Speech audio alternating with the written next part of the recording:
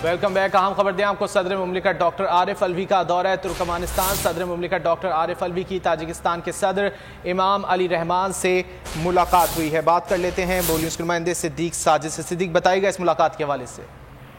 जी, सदर मुमलिकत डॉक्टर आरिफ अलवी इन दिनों दौरा तुर्कमानिस्तान के में मौजूद है और इस हवाले से कॉन्फ्रेंस में शिरकत कर रहे हैं। वहाँ पर साइड लाइन पर उनकी ताजिकिस्तान के सदर इमाम अली रहमान के साथ मुलाकात हुई, जिसमें पाकिस्तान और ताजिकिस्तान के माबैन मजबूत मुआशी शराकतदारी के लिए तजारती और सरमायाकारी की रवाबत को मजीद फरोग देने की जरूरत पर जोर दिया गया। दोनों रहनुमाओं ने कासा 1000 मनसूबे पर अमल दरामद का भी जायजा लिया है और सदर का ये कहना था कि पाकिस्तान की बंदरगाहों के जरिए ताजिकिस्तान के लिए इलाकाई इंतजाम और दोनों रहनुमाओं ने पाकिस्तान और ताजिकिस्तान को अफगानिस्तान में इंसानी हुकूक की जो सूरत हाल की वजह से दरपेश चैलेंजेस, इस पर भी गुफ्तगू की। और सदर का कहना था कि हमसाया ममालिक अफगानिस्तान में अदम इस्तेहकाम से सबसे ज्यादा मुतासर होंगे।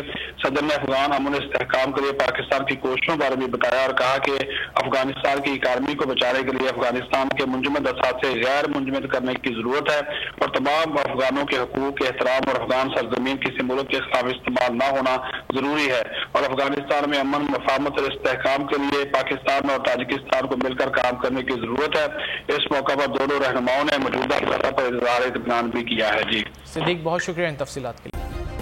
सब्सक्राइब करें और बेल दबाएं ताकि कोई खबर रह न जाए।